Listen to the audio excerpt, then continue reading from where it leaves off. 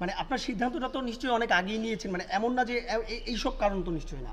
না, না, অবশ্যই না। আমার তো মনে হয় যে এটার কোনো কারণই নেই। কারণ আমি যেখানে আছি এখন, এই মুহূর্তে এখনও কন্টিনিউ করছি, সেখানে আলহামদুলিল্লাহ খুব ভালো রয়েছে এবং সত্যি কথা আমি বোর্ড থেকে কিন্তু কখনো কোনো নেগেটিভ মানে ইনফরমেশন পাইনি বা আমাকে কোনো মেসেজ দেওয়া হয়নি। আমি সবসময় কিন্তু পজিটিভ যেটাই বলেছি, যেটাই করেছি, করতে চেয়েছি সেই ফ্রিডমটা আমি পেয়েছি। সেই জায়গা থেকে আমি হ্যাপি। দেশের যে প্রেক্ষাপট সেখান থেকেও আমার এটার কাজের 1%ও কোনো নেগেটিভ ইম্প্যাক্ট পড়েনি।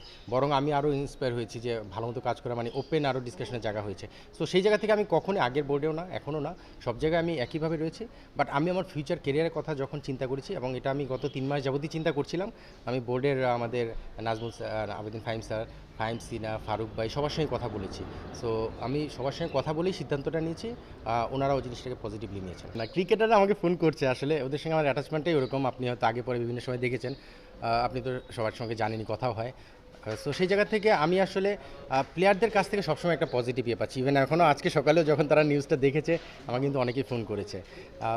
সো প্লেয়াররা চায় যে আমি স্যার আপনি কন্টিনিউ করেন বা কিছু।